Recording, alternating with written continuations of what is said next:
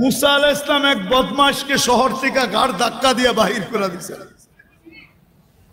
কয়েকদিন পরে ওহী আসছে, মুসা আলাইহিস সালাম, আমার ওলি মারা গেছে, জানাজায় যে শরীক হবে জানাজা পড়াইতে হবে। তো মুসা আলাইহিস সালাম বলতেছে, আল্লাহ একা জানাজা পড়াবো কি কইরা, একা কি কইরা? তা আল্লাহ জোশে চলে আসছে যে মুসা, আমার বন্ধুর জানাজায় যে শরীক হবে আমি তার গুনাহ মাফ করব, আমি তার গুনাহ। এই সুযোগকে হাতছাড়া করে চলছে বনি ইসরাইল, যা দেখে জঙ্গলে পড়া আছে ওই পুরান বদমাশ যাকে মুসা আলাইহিস সালাম বাহির করে দিয়েছেন। আর বনি ইসরাইল ছিল একটু গারতেরা জাতি, গারতেরা, গারতেরা বুঝেন, রগ একটা বেকা আর কি। তো মুসা আলাইহিস সালাম বলতেছে, মুসা জীবনভর বহুত খেলা তো দেখাইলা, এটা কি শেষ খেলা? বদমাইশ আবার ওলি হইল কবে? হ্যাঁ, আর মুসা আলাইহিস সালাম কাকে জিজ্ঞাসা করবে? উনি ওহির অপেক্ষায় আছে। একটু পরে আল্লাহ ওহি পাঠাইছে, মুসা আলাইহিস সালাম ছিল তো বদমাশ সত্য, কিন্তু ফালাম্মা করুবাল মউত, আরবি শব্দগুলা কিন্তু ভালো মতে শুনেন। ফালাম্মা করুবাল মউত, যখন মউত একবারে সন্নিকটে চলে আসছে, রাআ ইয়ামিনা ওয়া শিমালা, ডাইনে দেখছে বামে দেখছে, আমামা ওয়া আরাআ, সামনে দেখছে পিছে দেখছে, করিবান ওয়া বাঈদা, কাছে দেখছে দূরে দেখছে, ফালাম ইয়াজিদ আহাদ, কাউকে পায় না মনের কথা বলার জন্য। ফালাম্মা রাআল উফুক, আকাশের দিকে তাকায়া বলতেছে, ইয়া মাল্লা তাদুররুহুদ দুনুব, ও আল্লাহ গুনাহে যার ক্ষতি সাধিত হয় না, ওয়ালা তানকুসুহুল মাগফিরা, মাফ করলে যার ভান্ডারে কমে না, ফারা আমুতু ফরিদান ওয়াহিদা, দেখ আমি একা জঙ্গলে পড়া পড়তেছি, ওয়া আনতা কুলতা আনতাল গফুরুর রহিম, আর আপনি বলতেছেন আপনি গফুরুর রহিম, যদি মাফ না করলেন তো আমার লাভ হইল তো হইলটা কি? আপনার এই নাম দিয়ে আমার কি লাভ হইল? আল্লাহ বলতেছে, মুসা ইসআল বনি ইসরাইল মাযা উজিব, ও মুসা তুমি বনি ইসরাইলকে জিজ্ঞেস করো আলাইহিস সালাম আমি কি জবাব দিব। তো বনি ইসরাইল চিৎকার দিয়া বলতেছে, সাদাকতা ইয়া রাব্বা, রব আপনার সিদ্ধান্ত সঠিক। এই কথা বলার পরে আপনার জবাব তো এটাই আসে যে আমি মাফ করে দিলাম। আজকের রাত্র হলো ওই রাত্র, শুধু ঘোরাঘুরির রাত্র না, একটা কোনায় বসেন, নির্জনে একা একা বসো। যুবক, তোমার যৌবন বড় দামি, আমি তোমাদের পায়ে হাত দিতেছি, আমি জানি তোমাদের যৌবন কত দামি, তোমরা আল্লাহর কাছে কত দামি হইতে পারো আমি জানি। ওই সময় আমার হাতে নাই, নাইলে আমি তোমাকে একটা একটা দেখাইতে পারি যে তুমি আল্লাহর কাছে কত দামি হইতে পারো। একটা শুধু দেখাই, একটা, তুমি অতটুক দামি হইতে পারো যে আল্লাহ তোমাকে দেখাবে আর ফেরেশতাদেরকে ডাইকা বলবে, ইন্নী উবাহি বিহিল মালাইকা, এই যুবককে নিয়ে আমি তোমাদের উপরে গর্ব করি, গৌরব করি। কে বলবে? কে বলবে? কে বলবে? কোন আল্লাহ? কোন আল্লাহ? আল্লাহর পরিচয় তো জানি না আমরা, আল্লাহর পরিচয় তো জানি না। ওই যে যাও, ওই এইখান দিয়া বাহির হও, আর এই পাশেই দেখো একটা নেম প্লেট লেখা আছে, প্রথমে নাম লেখা আছে, নিচে ডিজি লেখা আছে, ইসলামী ফাউন্ডেশন। ডিজি হইল তার পরিচয়, পদবী। আল্লাহ নিজের পরিচয় দিছে, আল্লাহ কে। আমরা তো শুধু বলি আল্লাহ আমাদের রব, বাস। আল্লাহ 99 পদ দিয়া নিজের পরিচয় দিছে। ও যুবক, তুমি আল্লাহর কাছে গৌরবময় হবে, দেখেন শাহজালাল রহমতুল্লাহ আলাইহির কাছে কিন্তু কিছুই ছিল না, শুধু একটা জায়নামাজ ছিল। কি কি ছিল? কোনো তীর ছিল না, তলোয়ার ছিল না, ডাল ছিল না, সরকি ছিল না, কোনো বোম ছিল না, টোম ছিল না। কিন্তু উনি সিলেট বিজয় করছেন না করেন না? কি দিয়া? শুধু জায়নামাজ। শুধু জায়নামাজটাই হইল আত্মশুদ্ধির রং আর কালারের বিস্ফোরণ। বিস্ফোরক ছিল এটা, এটা জায়নামাজ ছিল না, এটা বিস্ফোরক ছিল, বিস্ফোরণ ছিল।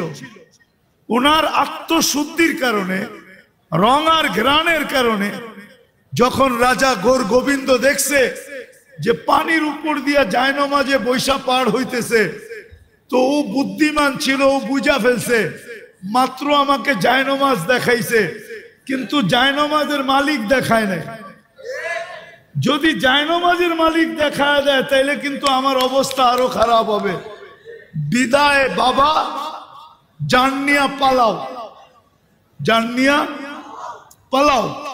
তো আজকের রাত্রটা আসলে ওনার নির্জনে বৈশা যতটুকু নিজের গুনাহ মনে আছে যে আমি কি কি গুনাহ করছি, আমার সর্ব অঙ্গ দ্বারা কি কি গুনাহ হয়েছে, নির্জনে বৈশা ওইটাকে স্মরণ করা আর ভাবতে থাকা একটা শব্দ যে এই গুনাহগুলা যদি আল্লাহ মিটায় না দিলেন, মুছায় না দিলেন, মাপ না করলেন, তা আমি এই চেহারাটা নিয়ে সর্বপ্রথম হাউজে কাউসারে কিভাবে দাঁড়াবো?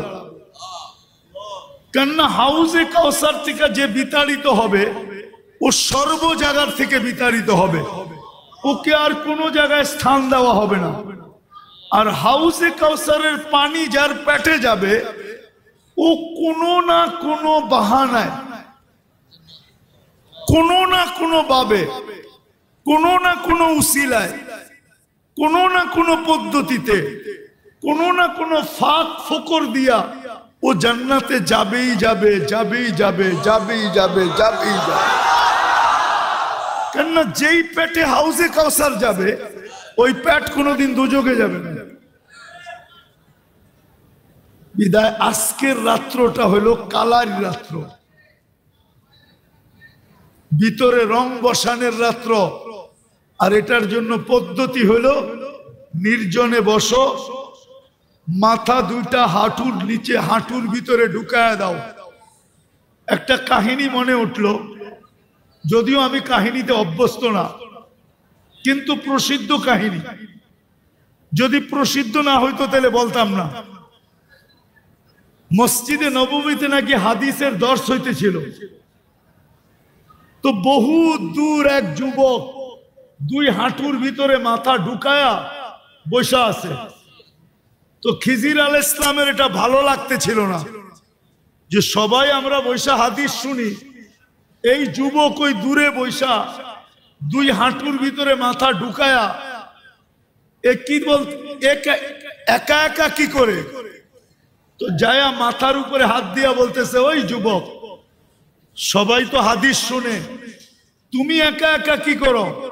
তো যুবক বড় কষ্টে মাথাটা বাহির করছে, বাইর করে একটু বেঁকা করে চেহারাটা দেখা বলতেছে, সবাই আব্দুল হকের থেকে শুনে, আমি ডাইরেক্ট হকের থেকে শুনতেছি।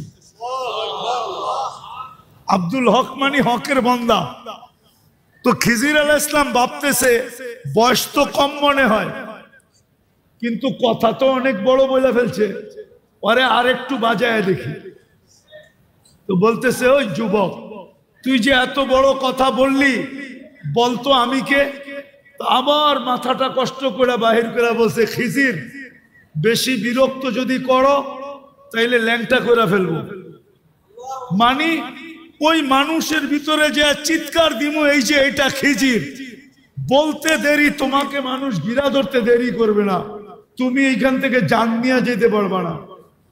তো খিজির আলাইহিস সালাম বুঝা ফেলছে যে না, আসলেই তো। তো খিজির আলাইহিস সালাম মাথাটা নোয়া দিয়া বলছে, বাবা, আমার জান ছাড়, আমি মোটামুটি যাই এখান থেকে, জান বাঁচা। তো আজকের রাত্রটা হলো ওই রাত্র যে হাঁটুর নিচে নিজের মাথাটা ঢুকায় দিয়া, আমি বিশেষ করে যুবকদের পায়ে হাত দিয়া বলতেছি, তুমি জানো না আবার তুমি শবে বরাত পাবে কিনা, তুমি জানো না তুমি রমজান পর্যন্ত পৌঁছবে কিনা, আমিও জানি না যে আমি রমজান পর্যন্ত পৌঁছবে কিনা, আমিও জানি না আগামী 1 বছর পরে শবে বরাত পাবো কিনা। আজকের রাত্রটা হলো কালার রাত্র, নিজেকে রঙিন করো।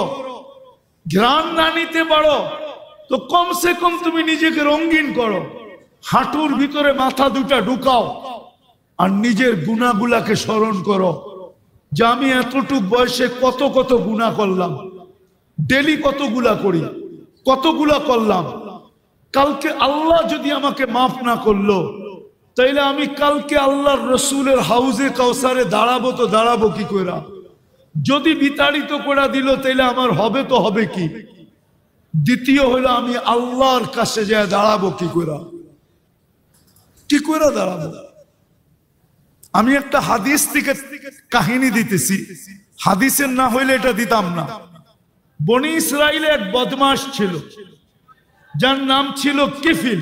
কি কিফিল? কিফিল বদমাশ ছিল। সে প্রতি রাত্রে জিনার পিছনে বর্তমান টাকায় 50 থেকে 60 লক্ষ টাকা খরচ করত, আর এটা তার নেশা ছিল। আল্লাহ তাকে এত টাকা দিছিলেন যে পাহাড় পর্যন্ত তার টাকার সামনে হার মানত। একদিন এক মেয়েকে নিয়ে আসছে, তো কামরার ভিতরে ঢুকায় বলতেছে আমি প্রস্তুতি নিয়ে আসতেছি। যখন নিয়ে আসছে প্রস্তুতি, তো দেখে মেয়ে অজরে কাঁদতেছে। তো বলতেছে ওই মেয়ে কাঁদিস কেন? আমি তো তোকে টাকা দিয়ে নিয়ে আসলাম, তুই নিজেই আমার হাতে ধরা দিলি, আমি তো তোকে জোর করে আনি নাই। তো মেয়ে বলতেছিল শোন কিফিল, আমি বাজারি মেয়ে না, আর এটা আমার পেশাও না, যে কোনো বিপদের কারণে আমি তোর হাতে ধরা দিতে বাধ্য হয়েছি। কিন্তু কাঁদি কেন জানিস? কালকে এই চেহারাটা আল্লাহকে কি করে দেখাবে?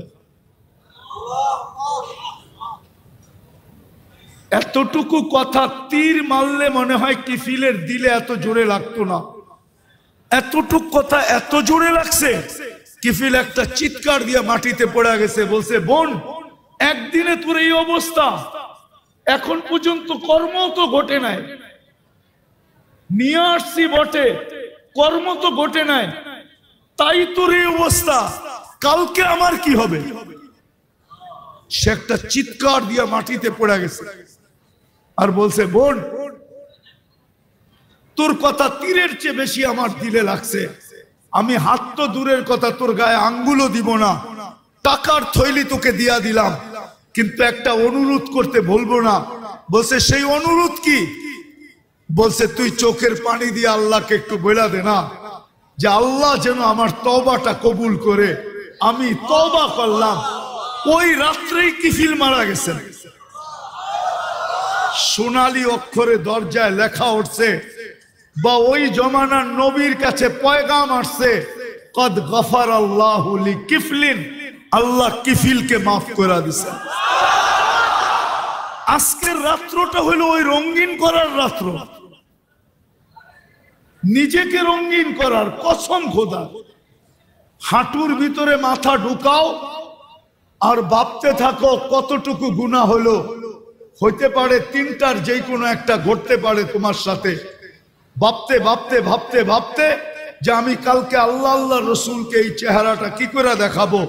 হইতে পারে তোমার অগোচরে এখানে একটু পানিও জমতে পারে, হইতে পারে তোমার অগোচরে 1 ফোঁটা পানি গাল পর্যন্ত আসতে পারে, হইতে পারে তোমার ভিতর থেকে একটা চিৎকার বাহির হইতে পারে যে আল্লাহ, আয় আল্লাহ, বরকতের রাত্রি, রহমতের রাত্রি, 13 নাম বিশিষ্ট রাত্রি, আয় আল্লাহ, আয় আল্লাহ, আপনি আমাকে মাফ